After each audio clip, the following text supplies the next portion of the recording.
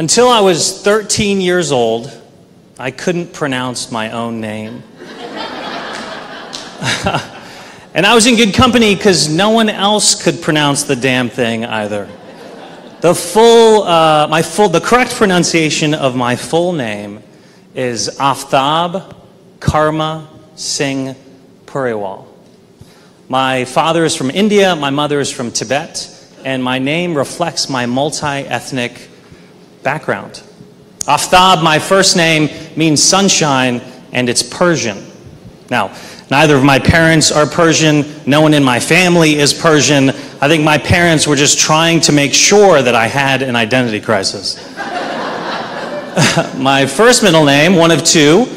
The first one is Karma, and it's my Tibetan name, and it means fate. My second middle name, Singh, S-I-N-G-H, is a name my father gave me, and it means lion, and it's a reference to his culture and his religion. My last name, Puriwal, is a reference to the village, the farming village that my ancestors and Indian grandparents are from. Aftab Karma Singh Puriwal.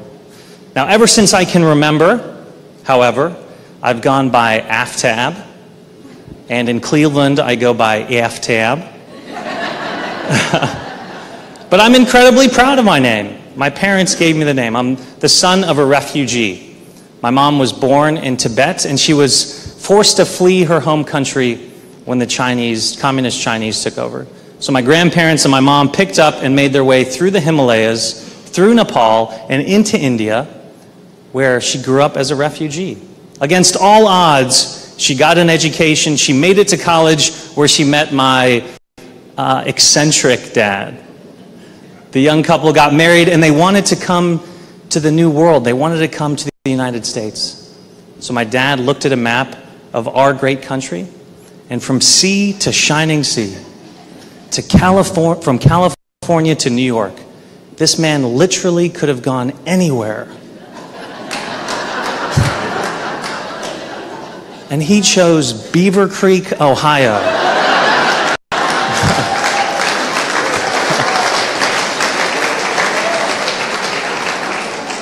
I was born and raised in Beaver Creek, Ohio. Went to public schools. I went by Aftab. I also had a lot of nicknames. A lot of people called me Affy or Tab. But again, pop culture plays a role with your nickname. So about 5 years ago, people started quacking at me because they thought it was hilarious to call me Aflac. More recently, people have taken to calling me Hashtag, which they also think is hilarious. They also think it's the first time I've heard it. But an anglicized pronunciation of my first name and nicknames were my attempts as a child to fit into a largely homogeneous community. But it didn't work. No matter how hard I pronounced the A in my first name, no matter how many nicknames I had, it didn't help me look like everybody else. And so I tried other things. After several fits and starts, I tried on other identities, hoping one would feel right, believing one would fit. But they never did. I tried to dress like a skater kid. I dyed my hair blue. That didn't work out. I tried to wear a bunch of Abercrombie and fit in with the cool kids. But again, that didn't work either.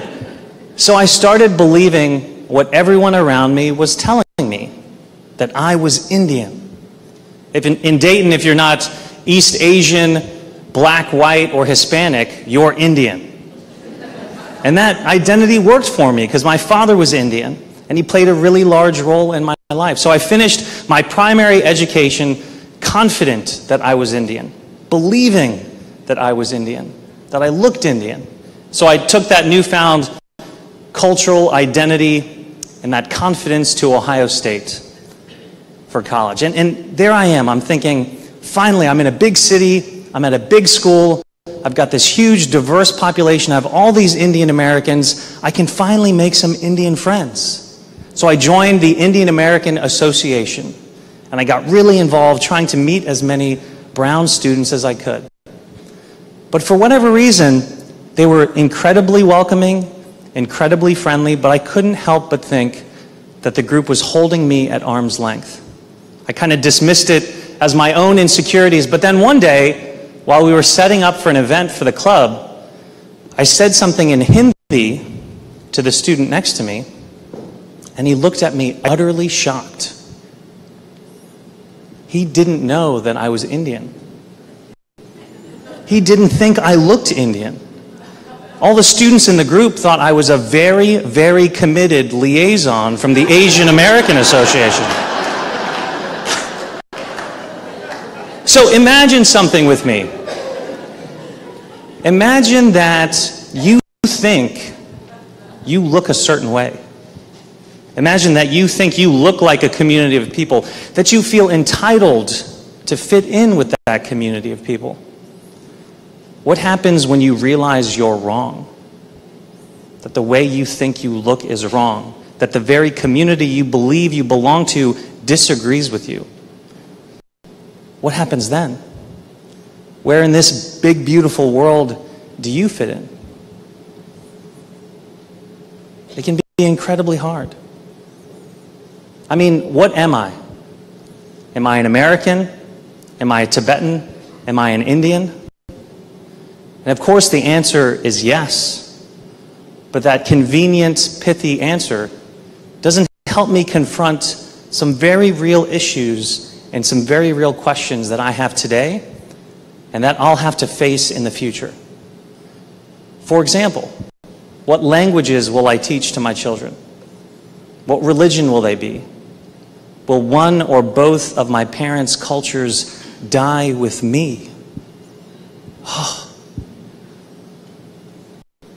And that brings up the general problem of what I look like. The students at Ohio State weren't wrong. I don't really look Indian. I have my dad's hair and my dad's mouth, my mom's eyes and her cheekbones. I don't have either of my parents' height. At 6'3", I'm like the biggest Asian I know. I don't really look Indian, and I don't really look Tibetan.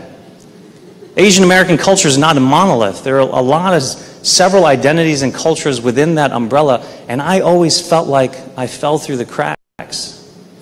I mean, look at me. I'm like a Rorschach test for brown people.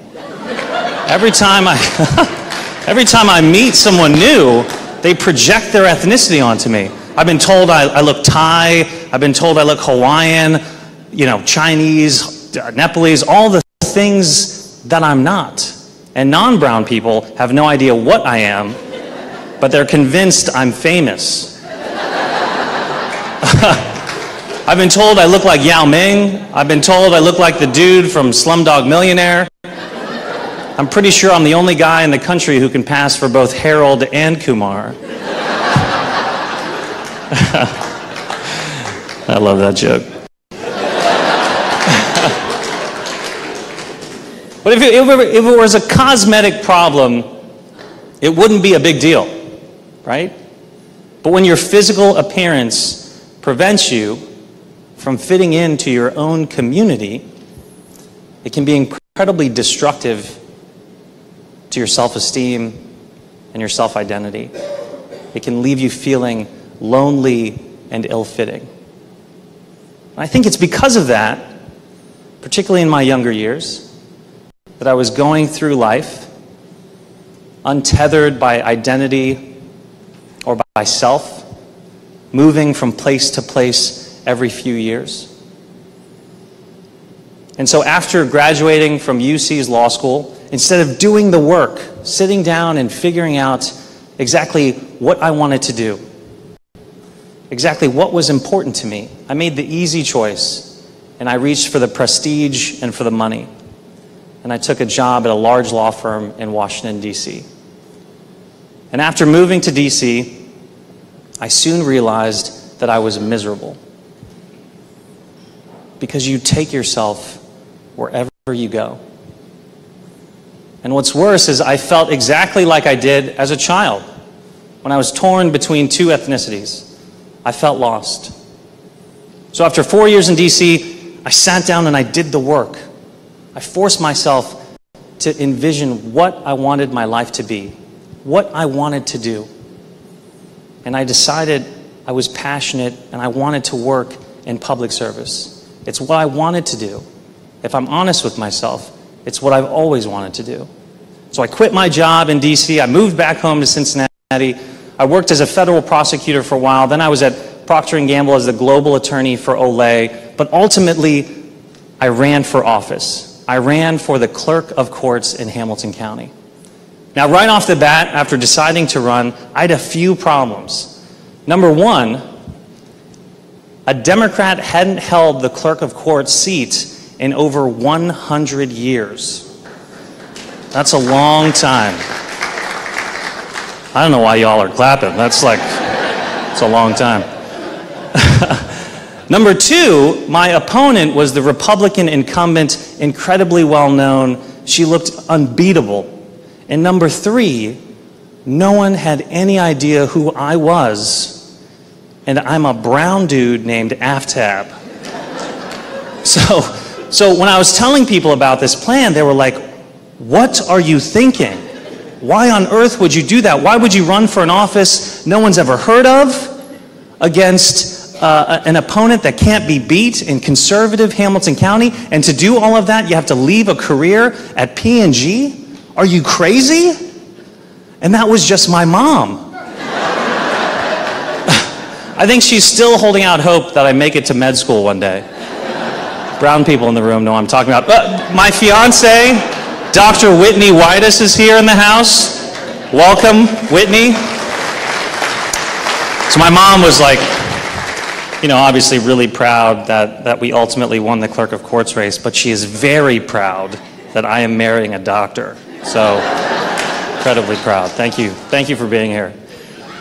But I was really proud of our campaign. I was really proud of the fact that we were elected. And I'm so honored to have the opportunity to fulfill my dream and serve as a public servant here in Hamilton County.